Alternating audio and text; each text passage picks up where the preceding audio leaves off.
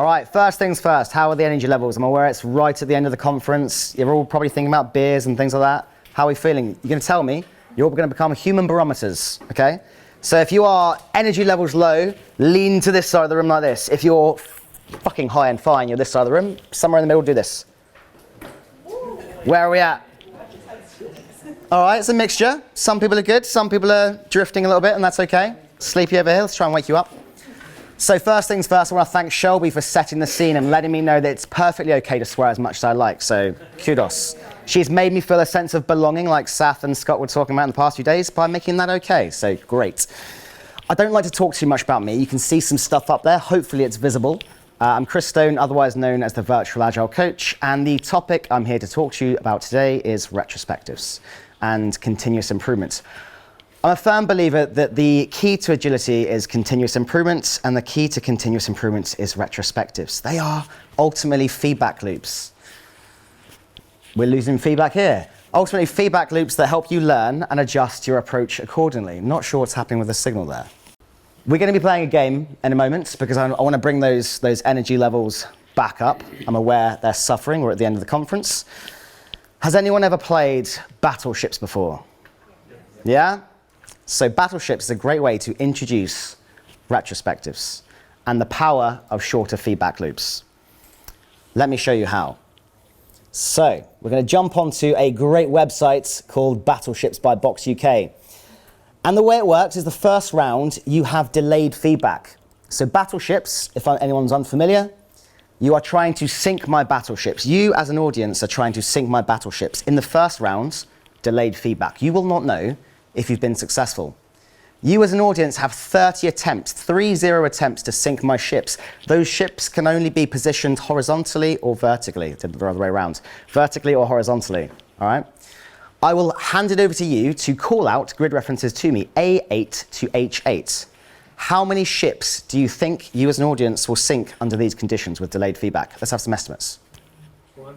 2, 1, another 2. All of them, bold, brave. Never happened before. Not in the first round. Not in the first round. Once upon a time in Bulgaria, they sunk all 7 ships in the second round. So that's your attempt. You've got to beat that. I'm going to refresh this screen. You'll have a full 5 minutes, and let's see how we do. The estimate is around about 2. Refresh the screen. Start. Go. C4. C4. D4. D4. C5. C5. 2F. You've gone backwards. 2F. All right. E2. 7A. H1. H1. E2.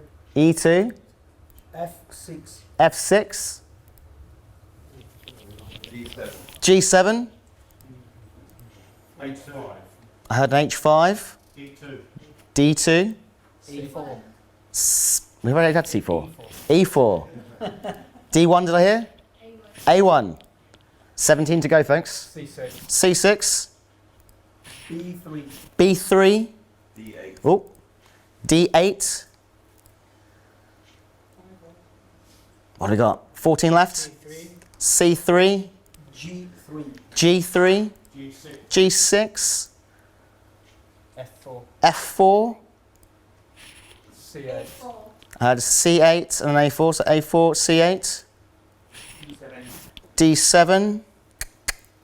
7 left. A2. A2. D1. D1. E5. E5. F8. F8. G4. G4. H8. H8. Last one. E8. Boom. How do we feel? Pessimistic? All right. So we've put all our attempts in. We don't know the answer. Do you feel that went well? It's quite scattered. Scattered. You have at least not made the fatal error of not putting a minimum of 5 in a row, which some teams do. They just put it scattered. You may as well have drawn a smiley face. It matters not, right? You have no idea. You have no idea. Let's see how you actually did. So you sunk 1, you hit 6. Okay. So delayed feedback. Estimate was 2, sunk 1. Typically doesn't feel great. often this represents something a bit like waterfall. And not that I'm trying to blame waterfall other than, as Scott and Tass mentioned yesterday, but this is delayed feedback. We don't know how things have gone. We've waited till the end to find out, and we haven't had the ability to alter our trajectory or course correct based on what we've learned. So let's see what happens when we have an instant feedback. In the next round, you'll still have 30 attempts. This time, you'll be able to see what happens and adjust your approach accordingly. Before we do that, however, I want an estimate. How many more or less ships do we think we'll sink? 4, we're filling 4? So plus 2. Plus 2 on the original. We've got 6 over here. All of them, all right. So we're feeling higher. Now, before we start this round, I'm going to give you, the audience, a very quick moment to retrospect. How could you improve your chances of success in the next round? Talk aloud. Try first and see how it goes. Okay, so try something first and then see how it goes, all right? If we we get get a it, hit. go to the ones around it. Yeah. Okay. Follow the hits, yeah? Once we sunk one, Yeah. don't get too close. Okay, so we'll spread it out a bit so we're not right in the middle. Focus on the big one first. Can you do that? You don't know. You don't know, it's a mystery. Not sure you can do that. Nominate a caller. Okay, nominate a caller. That might help with the communication side of things. Okay, let's give it a go. Let's go for it. So, same conditions, 5 minutes. This time, you will know instantaneously. Over to you. What we got? C4. C4 again. Starting strong with C4. No. B2. D2 was that? B2. B2. No. F7. F7. No. G2. G2. Serbia are destroying you, folks. Sorry? A5. No. E1. Oh. E2. E2. Yes. One down. Eco 5. Whoa. Mixing up even more. E5. G4. G4. No. C8. C8. No. H7. Row Ooh. 6. Anything in B7. C6. Oh, we've got a lot of voices at once now. Where are we going? C6. C6. How about C6? No. Nothing in D3. B7. B7 or D3? D3. D3? Come on. No. B7? Yes. No. H1? Oh. 2 down. You've already beat the last round. 6F. 6F? It really confuses me when people say the number first. There we go. G6. G6, yeah? No. E6. Yep. Oh. Echo 6. There we go. 3 down. Delta 6. A1. A1 up here. Sorry, it's a 6. G8. A1, yeah. A1 or G8? There's 5 in there, so G8. Do both of them. G8, G8, and then A1. A1. No. H3. H3 here. We're trying to go for the big one, are we? Oh. H4. H4, H5. H5, H6. H6. Last 5 shots. Can we get one more? D5 right here. F1. D5 is a hit. D6. D6? No? Yes, the first one. Oh. The big one? That's the only place where a big one can stay. Here? It's the only possible place. All right. It's there. There's nowhere else. There we go. You sunk the final one at the end. So 5. Good work. Right. How did that feel compared to the first rounds? Sorry? And sensational. All right. Anything else? Sensational is a really bold, powerful words. Any other feelings? Fun. Fun? All right. So it was frustrating at the beginning because we kept You kept missing, but you upped your game towards the ends. Yeah. All right. More engaging. More engaging. Energy levels. Did anyone notice they were massively higher in the second rounds? Yeah. There was like a bit of a buzz going on. More passion. More passion. All right. To some extent. A little bit quicker, yeah, arguably. Now, instant feedback is what Agile brings about. Short, well, not completely instant, but it brings out shorter feedback loops that enables you to learn. A daily sync, don't say stand up, a daily sync, a short feedback loop. The team comes together, shares how they're getting on, alters their plan to how they're going to achieve their goal in the next day. A retrospective is your great opportunity as a team to reflect on how you're doing and how you could improve further going forwards. It's all feedback loops. Now, what we've learned is through shortening our feedback loops, we delivered more. We felt happier and more motivated by it. Imagine the end of the day when you get to tick off all these nice things off your to-do list, how good that feels. We get a hit of dopamine. Same as this. We're not carrying things over from sprint to sprint to sprint because we're completing stuff. We're completing stuff and then moving on. So yeah, very quick game to demonstrate the power of feedback loops. Another game for you, because I love games, all right? Hold an imaginary drink in your hands. Say it loud. What drink have you got? I know Shelby and Seth have got tequila. There we go. What have you got? Other drinks? Apple Spritz. Rum and Coke. Gin and ginger. That was me last night. Gin and ginger. All right. Lots of drinks being held out, and it doesn't have to be alcoholic, by the way. Now, this is a retro inspired by a drinking game called Never Have I Ever. Has anyone played it? Yeah, I see some shameful nods. Or some happy nods. I love this game, right? So you can do this on a casual Friday with your team. It doesn't have to be a Friday, but it's a good opportunity. Maybe after a difficult, hard sprint. And it's the Never Have I Ever retro. So you hold your hand up high, you get a drink, and drinking is encouraged during this retro, by the way. Never have I ever skipped a retro. You imaginary drink if you've done this. So let's see it. Anyone skipped a retro? Yeah? Kudos, good, well admitted. Never have I ever felt unsafe to speak in a meeting.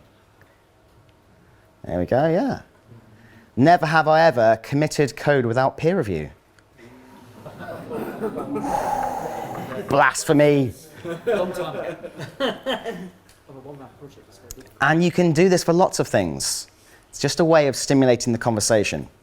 Another thing that I wanted to emphasize that a couple of people have called out over the past few days, Shelby just recently as well, is that these are options at your disposal. Nothing I share with you today is a one-size-fits-all situation. They are things you can try, consider them experiments, that might help you to up your continuous improvement game. And that's what it's all about, trying, learning.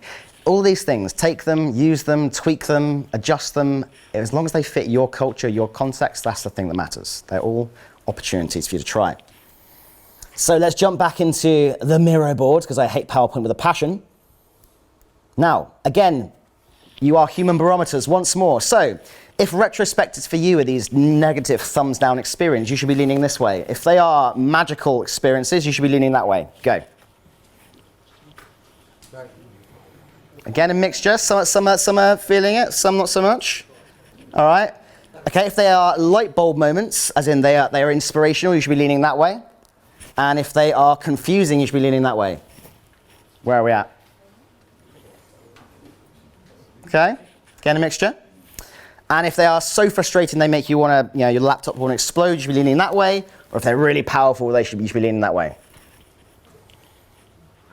All right, again, mixture of experiences. And this is what I want to try and change. We'll make these things better experiences. Let's hear some words then. What's the first word that comes to mind when you think of retros? Anyone feeling brave? Openness. Openness, frustration? Opportunity. Opportunities, yeah? Awkward. Awkward, why? Sometimes people not speaking, I find when I'm running them, I'm like, please talk to me. Yeah. I've got a tip for that. We'll come to that, maybe. We'll see. Depends on the direction that the audience chooses. Any other thoughts? Therapy, yeah, that can be quite cathartic. You can get some things that need to be said out there, especially when you use the Never Have I Ever retro. All right. Hopefully fun. Hopefully fun. Yeah, I want to bring fun. My mission is to help people continuously improve and have fun in the process. We spend so many of our waking hours working. We spend so many of our living days in the workplace. We owe it to ourselves to enjoy the process. Now, if my Stream Deck was able to be connected to the audio here, I'd be playing buttons. In fact, I could probably play them. You might be able to hear things. Tell me, what is this? Oh, it's not loud enough. Give me a second. No, you can't hear it. I can't even hear the audio at all.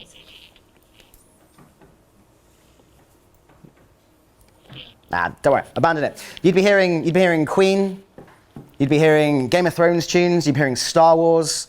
And why are these relevant? Well, because we love these things. We love escapism. We love movies, television, books, video games, all these things that bring joy to our lives. They are billions of dollar industries, and they're things we're passionate about, and you can weave these things into how we work. It's why I've created all manner of retros. Here is a fresh one that I built this morning based on the London subway. So, the way it works, because imagine you've all travelled in via some form of tube today. You have the circle line, which is obviously about going round and round in circles. So where are we going round and round in circles as a team? What keeps coming up again and again? You've got the northern line, which goes off into different branches. So what new directions could we be taking as a team? What should we try next? You've got the Jubilee line, RIP Queen Liz. What are the milestones or achievements we should be celebrating? This line was created in honour of her Silver Jubilee, I believe. The central line goes through the core of London, and this is about what are the core things about us as a team. What are the things that are central to how we work that we should be keep doing? And the Metropolitan line, which goes across longer distance into some of the suburban areas in London. What longer term goals do we have that we should prepare for? And what should we plan for now? Because I'm aware that many retros go into that short term mindset. What's immediate, what's next? And sometimes you need a bit of future-spective thinking. So there are many ways you can take common themes and bring them to life inside retros to get people thinking differently. You don't have to keep doing start, stop, continue, or sad, mad, glad. Sad, mad, glad is a format that makes me sad, mad, and not at all glad. Don't use it repetitively. There's a reason people don't end up enjoying retros. It's because they're stale and repetitive. Someone mentioned they're frustrating, they're boring, they're not enjoyable. So we should change that, and there's lots of ways to do it. By the way, at the end, I will leave you a QR code you can scan, which has hundreds of free retro templates that you can use tomorrow, from Queen to Game of Thrones and otherwise.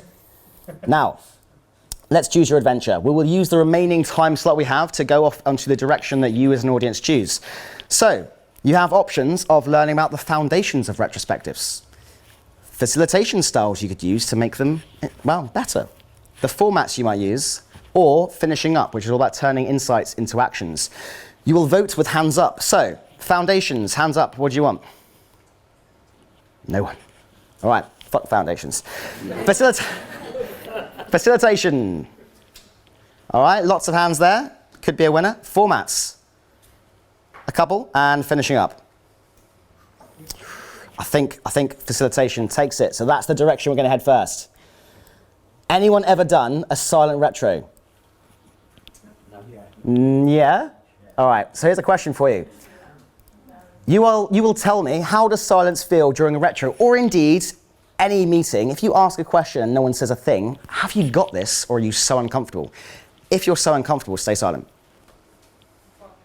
If you've got this, there's some noise. So no one's got this and everyone's uncomfortable. All right, that's fine. It's natural, it's human. I used to hate it too. Silence used to be something I feared. When I asked a question in a retro or any meeting and it was met with silence, my mind started going, what did you do? Did you ask the wrong question? Are they bored? Are they disengaged? Have I fucked up? Do I need to add another thought to keep them going? Do I need to get the conversation going? The problem with that is that by doing so, I could be taking the direction of the conversation off towards my own needs rather than the needs of the team. Now, something I've learned is that I'm a talker. I talk to think, whereas other people need to think to talk. So we've got various different, very different audiences, people that are neurodivergent and otherwise, and some people need to reflect in silence before they respond. So we've reflected on, I think Stuart called out yesterday, diverging before converging, really powerful tool. We've seen the power of visual facilitation from Marcus and Stuart as well. Very powerful, but silence can be a great option. There's a reason that when you go to an interview, they use silence to their advantage. They will ask you a question and they'll wait and let you sit and stew because you'll probably go, I need to fill this silence, I need to say something more. That silence you're feeling, everyone else is feeling too. There are cultural variations on it. It tends to be upwards of, anything from 7 seconds onwards, you start to feel uncomfortable. I encourage you, next time that happens, just let it sit. Count to 7 to 10 seconds in your head. Let them respond first rather than steering the conversation to where you want it to go to. And if you're feeling really brave, you can try a completely silent retrospective where no one talks at all. Imagine that. Just create a whiteboard, virtually or otherwise. Have people put their thoughts on post-it notes. I'll tell you what, it will force people to focus. They won't be distracted by pings on Slack or emails or other thoughts of what I'm having for lunch or otherwise, because you can't participate unless you're focusing on what people are saying. So someone's put a post-it note up in one color over here and you have to read what they've said, and maybe you add a clarifying question in a different color to say, I want to see what that means. It just forces you to focus and be present in the moment. A bit like what Frederick was saying earlier, being present in the moment. So give that a try. It's bold. It's probably not for the newer teams, but it's an option. It's something you can try. I mentioned how start, stop, continue is the devil. fixing the format, very controversially, could work for your team. Let me zoom out a little bit there. Sometimes fixing the format is just simple. A new team might really benefit from a fixed format.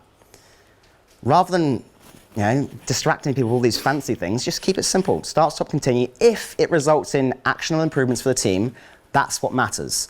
Doesn't matter what your needs are, whether your needs are for excitement and trying different formats. If it's working for the team, that's what matters. So, contrary to what I often say about sharing fancy different formats, if it works for the team, use what works for the team. So try fixing the format if it works. If you're feeling like I am, which is flexing the format, you've got so many options available. Teams are fan of cricket. This is great in India in particular, because they love cricket out there. You've got the cricket retrospective. You've got the Squid Games retrospective. You've got the psychological safety retrospective based on the works of Amy Edmondson. You've got the dog meme retrospective. You've got the 8 lean ways of software engineering retrospective. You've got the London subway map retrospective that I showed you earlier. There are so many options out there, and they're really easy to create. And by flexing the format, what you're doing is you're leveraging the team's microculture, their passions, what they enjoy. You're getting people thinking in different ways because it's not just the same questions over and over, and people end up enjoying the process. Especially if you do what I do, which is build in at the end the option for the team to choose what retrospective format we have next, so it's their decision, not yours. Odds are it'll be more engaging as a consequence. So, we've gone fixing the format, we've gone flexing the format. How about fuck the format? Sometimes you don't need one at all. Honestly, sometimes the most important thing is just an honest and open conversation about the most important thing to be discussed at that point in time. I was once facilitating a retro with a very senior group of people, and I went there thinking, right, I've got this, Queen the rock band retrospective. We're not going to talk about what we should continue doing. We're going to play the song Don't Stop Me Now. And it's all about, what should we absolutely continue doing as a team because things are going really well. And it just wasn't landing at all, wasn't resonating. So I said, right, ignore this, move aside. What do we need to talk about? And that retro went from failing miserably to being a very open, honest conversation. So sometimes, ignore the format. Just create the space where the team can be open with one another, where they can share and discuss what's important to them at that time, and then obviously focus on the actions accordingly. So there is that also. How about the facilitation flux? Has anyone tried mixing up who facilitates a retro? Yeah? And who designs it? And who designs it, yeah? Why do we do that? Because it brings new ideas in. New ideas, right? So every facilitator brings their own style and energy and passion. We start to build in the collective skill for continuous improvement into the team, rather than it being the responsibility or single accountability of an Agile coach or Scrum Master. We start to do what I aspire to do whenever I work with anyone, which is to remove myself from the equation, make myself redundant. By building the skill, the collective skill for continuous improvement into the team, we reduce the dependency on ourselves, we bring new ideas and energies and passions, and we can make it a team responsibility. We can build that skill into the team. And then, therefore, if you go on holiday, I think Scott was saying he does something where he tests whether the ceremony is going to go ahead or not by not attending. This is a great way of doing it. You can build the skill into the team. Anyone know how much a polar bear weighs? I'm African or European. Is it laden? With coconuts? With coconuts, yeah? Monty Python joke there for anyone who doesn't get it. And know the answer to the question? 600 kilograms, all right? Any higher or lower? 1,500. It's irrelevant. It's enough to break the ice. Dad joke. Right. Yes. Had to get in there. To me, icebreakers or ice melters, and I know they have this stigma. Everyone thinks icebreaker and they think, oh, someone's going to ask me that fucking 2 truths and a lie question again. Ignore that. Icebreakers are a really powerful way of getting to know who your team are, what their microculture is, what their passions are, what excites them. And then you can use that to create experiences, retros and otherwise, that resonate with them. All right? So you can leverage the power of icebreakers to learn who your team are. And you can build that into retros too. So this is the Taco Tuesday retro that Mike Cohen challenged me to do. You get the team building their perfect taco on a Miro board. If anyone's seen the movie Shaun of the Dead, there's a great quote about what's your, going to the Winchester and waiting for it all to blow over for a pint. So you ask the team, what's your zombie apocalypse plan? Because everyone's got one. You could mad-lib the iteration. You could use the song Journey, Don't Stop Believin'. And you can say, hey, we're just a small-town software development team living in a something department. We took this going, and we're talking about our last iteration using Journey music. all right? There are so many ways to do it. You can talk about, meme the last iteration. What was it for you? And use a dog meme. You can share your favorite thing about Halloween or Diwali or otherwise. Build icebreakers in, learn about your team, and use that to create experiences that resonate with them. Another option for you. You've seen this visual, liberating structures. They're a great thing you can use to facilitate the divergence and convergence. I mentioned earlier, some people need to think to talk before talking to think. And by using liberating structures, we can get lots of ideas out in a way that meets the needs of different neurotypical or not neurotypical individuals. Allow everyone to contribute equally rather than having dominant voices take over the conversation, those dominance hierarchies that often happen. My favorites when it comes to retros are things like 1, 2, 4 all, and I know Frederick said earlier he hates 1, 2, 4 all, so we wouldn't use that with him. But there are lots of options for you that enable you to diverge as a group before converging back together.